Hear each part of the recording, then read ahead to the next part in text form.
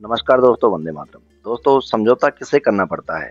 अगर हम ये बात नॉर्मली देखें तो ज़िंदगी में समझौता वही करता है या तो जो हार रहा होता है या जिसको हारने की आशंका लग रही होती है।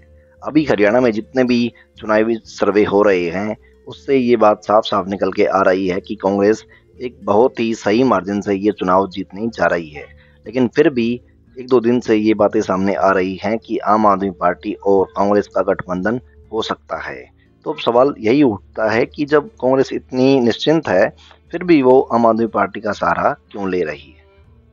तो सभी राष्ट्र प्रेमी लोगों से उम्मीद रहेगी कि वो वीडियो को लाइक करेंगे और चैनल को सब्सक्राइब करेंगे। तो दोस्तों, क्या आम आदमी पार्टी और कांग्रेस के बीच हरियाणा चुनाव को लेकर गठबंधन आकार ले सकता है? पिछले 2 दिन से पार्टी के भीतर हलचलों को लेकर इस बात की खासी चर्चा है, इसलिए जोरों पर है क्योंकि हरियाणा के कांग्रेस प्रभारी दीपक बाबरिया ने मंगलवार को पत्रकारों के एक सवाल के जवाब में कहा कि गठबंधन को लेकर बातचीत जारी है। उनसे पूछा गया क्या आम आदमी पार्टी पार्टी के साथ आगे गठबंधन को लेकर बातचीत करेगी क्या? जिसे लेकर बाबरिया ने कहा कि आम आदमी के साथ कांग्रेस की कुछ बात तो हो रही है, लेकिन अभी कुछ निश्चित नहीं हुआ है। इस तरह की खबरें हैं कि राहुल गांधी इस तरह के गठबंधन के इच्छुक हैं और हरियाणा के नेताओं से इस बारे में रायशुमारी की गई है। दोस्तों, अगर हरियाणा के कांग्रेस नेताओं की बात की जाए तो भूपेंद्र सिंह हुड्डा का नाम सबसे पहले आता है।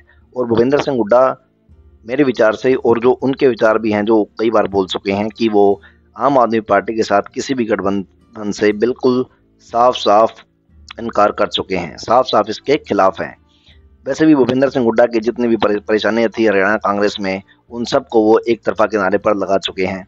किरण चौधरी थी, वो बीजेपी जॉइन कर चुकी है और जो रणदीप सुरजेवाला थे, वो पहले ही वो केंद्रीय राजनीति में राहुल गांधी के साथ लगे हुए हैं, तो हरियाणा में अब उनका कोई दखल-अंदाज़ी शायद नहीं है। तो अब देखना ये है कि भूपेंद्र सिंह हुड्डा इस बात के लिए राज़ी हो पाते हैं या नहीं हो पाते।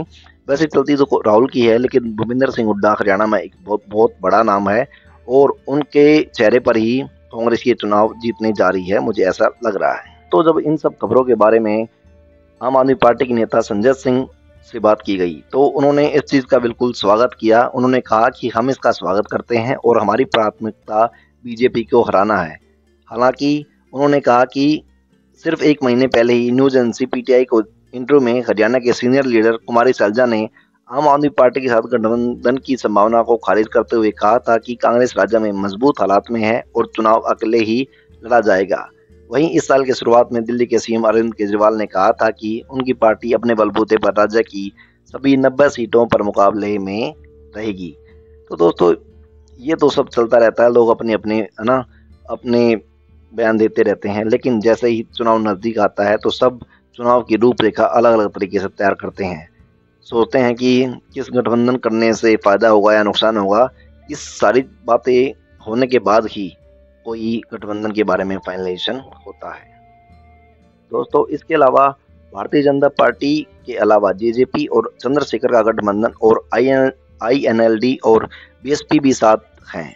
रशीद किदवई का मानना है कि ऐसे में आम आदमी पार्टी भी अगर मुकाबला करेगी तो कांग्रेस खुद को चौतरफा मुकाबले से गिरी पाएगी। ऐसे में कांग्रेस की ये रणनीति हो सकती है कि आम आदमी पार्टी के साथ गठबंधन पर कांग्रेस राष्ट्रीय स्तर पर एक बड़े हृदय वाली पार्टी की तरह खुद को प्रोजेक्ट करे।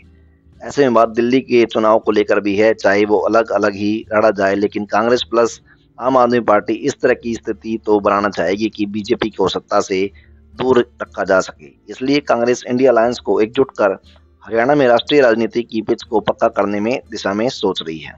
दोस्तों, ये बात तो सच है कि अगर कांग्रेस अलग लड़ती है और आम आदमी पार्टी अलग-अलग लड़ती है, तो फिर बीजेपी को हराना थोड़ा-सा मुश्किल हो जाएगा।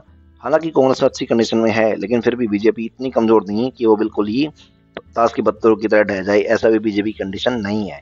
लेकिन अगर आम आदमी पार्टी भी अगर लड़ती है, तो वो अलग लड़ती है, तो फिर वो केवल कांग्रेस के वोट काटेगी और राहुल गांधी इस बात को अच्छी तरह समझते हैं, इसलिए ही वो शायद गठबंधन पर विचार कर रहे हैं।